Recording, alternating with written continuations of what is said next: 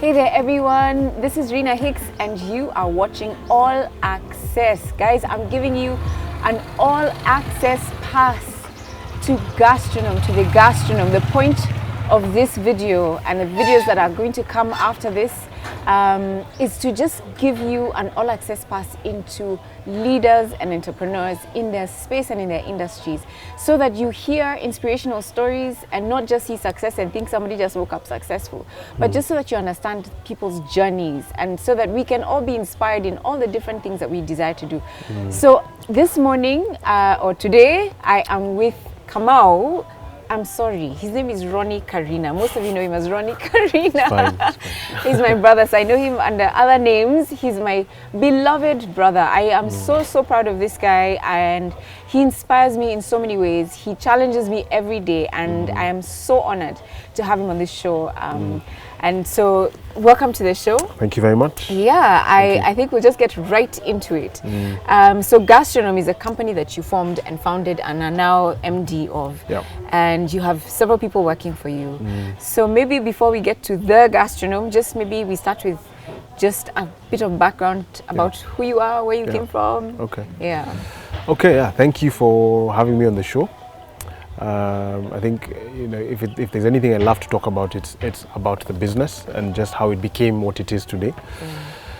So my background is in hospitality. I am a chef. I have done what we call both hot kitchen and pastry. Okay. I did my food production course here at a school called Top Chefs. Those years, getting into Italy was, you know, you had to bribe your way in. I remember that. So my girlfriend, who is now my wife, then, you know, looked up Top Chefs and she was like, yeah, there's this new school. You know, the guys who left Italy as the lecturers have now started this new school. It's called Top Chefs. Check it out. Let's see whether you like it. So I did. I applied and I was accepted. So my group is actually the pioneer lot of Top Chefs. It was new. I didn't know that. It was new. It was new. It was new. So, you know, all the mistakes that they could make, we were the guinea pigs. Yeah. So did that, and Dad, who has a sweet tooth, then had a friend who worked at the Norfolk, and, you know, he kept saying, how can you progress your career from where you are? And this guy says he needs to try pastry. So after a while, I was very reluctant to it because pastries are very technical, very it's not for every chef. Okay. And for me, I'm like, I enjoy just throwing in the onions, the garlic, the tomatoes, you know, making a sauce, grilling the meat, tasting it. Here you have to measure each and everything. Yeah, so after a while of convincing, I was like, you know what, let's give it a shot. So I then went to the UK. That's what took me to the UK. I went to a school called Cordon Bleu. Yeah. And I was there for a year, and I loved pastry. It wasn't too difficult? It wasn't too difficult. We worked with French chefs who were very passionate about the mechanics of how to create a dish. And, you know, you do basic recipes that then form, you know, this amazing product. So I really enjoyed it, and I was there, and while I was there, I felt my career is really not just in the kitchen. Okay. I want to do more. What is it that triggered that while you were there? I just felt I don't want to be stuck in the kitchen. I want to do more, you know, create more, more in terms of the industry, more industry impact other than just cooking. I wasn't just a chef. Yeah. I wanted more. So I then decided to do a degree. But before then, my visa in the UK ran out. So I had to come home. Mr. Kemenyi then, who was the GM at Norfolk, said, whenever you come to Kenya, whenever you return, I'll give you a job. Yeah. So went to Norfolk, did an interview. You know, you've got Wazes there who've worked 34 years. Yeah. I made a mousse, chocolate mousse with a nice biscuit on the outside. And they were like, who is this kid? You didn't tell them I was trained by celebrity chefs. Exactly. You know, now you give them the story and the fact that you tell them I trained abroad. Yeah. instant respect. Okay. And I was literally, I can't even remember how old I was, but in my 20s. Yeah, early 20s. Early 20s. And you know, for them to just sort of feel that this is a guy who I can learn from. Yeah. So I was going in as a chef de partie. A chef de partie is somebody who is in charge of a section and reports to either a sous chef or a head chef. Okay, so the sous chef is just before the head chef? The sous chef is like his assistant. Okay.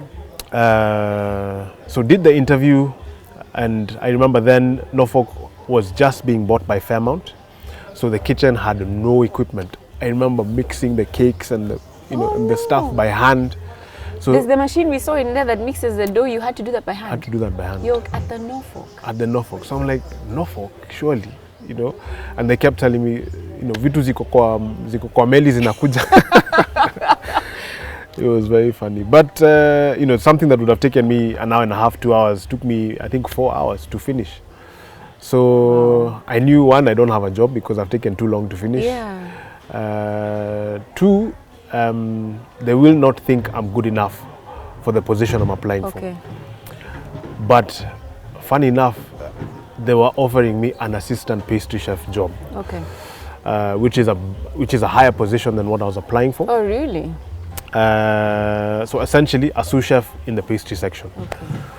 So now, yeah, so we start talking money. The guy says, your gross is 20 G's. Gross?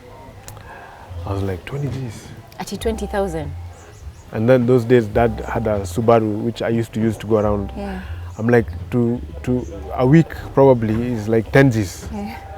I mean, I know I don't have any other expenses, but I just felt this is not it. So that then informed me that I can't be in the kitchen. No.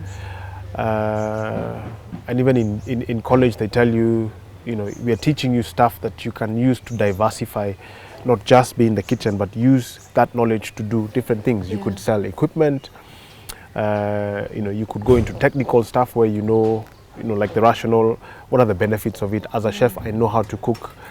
How can I create a much more healthier experience for the user through different forms of equipment? So went back to the UK, and I was there for maybe another 5 years, and I was studying international hospitality management, which I finished, and in 2011 came home. Before coming home, I worked for several establishments, you know, like the Claridge's, which Gordon Ramsay has a restaurant there, so a very high pressurized. The Gordon Ramsay? The Gordon Ramsay. Ramsay. He's a celebrity chef, in case you don't know.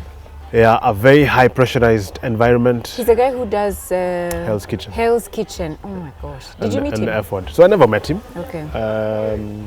But I worked with very close, you know, people who were close people that were to him, but also very. So you worked in his kitchen? So no. So Claridge's has several restaurants. They have a main canteen, and they have now restaurants, which he had one. He owned one of them. See. Yeah. So I never worked in his kitchen, but the guys who we were with, you know, we'd hang out over lunch. Some of them would work. Had worked there. Yeah. But Claridge's was a very high-end hotel. Yeah. You know, and still is. A dish that has missed a garnish is, you know, and a garnish probably you have to cook it. Is thrown in the bin. It's not just like a dania or it's not just a herb that you put there. No, there's an artistic way to create the garnish. Okay. Yeah, so worked there and worked in pastry shops, bakeries, restaurants, hotels, and before coming home in 2011, I worked for a catering company, what they call contract catering, and contract catering in the UK is very, very big. I worked for a company that had, at the time, I think 15 contracts, mainly in business and industry, which is corporate, schools and care homes. And for old people, yeah. Okay. So I had a young son then, Sean, and Chidi was like, you know, you're working too long, we never see you. Yeah. So I started looking for a job that was 9 to 5. Okay. And went into sales and marketing. A chef, never done sales and marketing, don't know what it is to do a proposal, tender, to sit in an office and to make a sale. What is that? Me, I know how to cook. And and so this company was small. I never knew much about sales. I never knew how to sell. I mean, other than the theory you learn in school. So I was the one who was given the docket. You're the sales and marketing manager guy. But how did they even decide that? What was it? Because I think that I was very enthusiastic about food. Yeah. And you understand food. And I understand food. So and I can sell food to somebody who is looking to create a new thing for an office or something like that. So there I was, and learning on the job, making mistakes, forgetting to attach things on tenders that are due, having to drive to where that tender has gone to, sleeping very few hours. But my direct boss molded me into an amazing thing. I got to understand end to end what is it to get an opportunity, to get a lead. I used to be like those Pakistanis. Hi, my name is Roni Kamau, calling from Talkington Bates. I'd like to find out whether you've got an opportunity. Do you have any tenders up for renewal? Bang the phone. Don't call me back. So it was very. Tough. I used to be a telemarketer, so I know. Yeah, cold calls were just so painful. Yeah. Yeah. So gathered muscle, and brought the business from I think 15 or 17 contracts to close to 40. What? Yeah, so the guy who was green did not know how to make a sale. Are you kidding me? Made sales for, closed deals, basically. Wow. Yeah, and the company now is huge. It's a big company in the UK. Oh my gosh, I didn't know that. Wow. Yeah. Okay. So I think we'll stop it there. Okay. I think it was important for us to look at background and just see where has Roni come from before we delve into where is Gastronome now and what do they do. So I think for the next video we want to look at what does Gastronome do? How did he, even just the journey, how did he think up Gastronome? How did he even imagine that this could be a career that he could, pursue?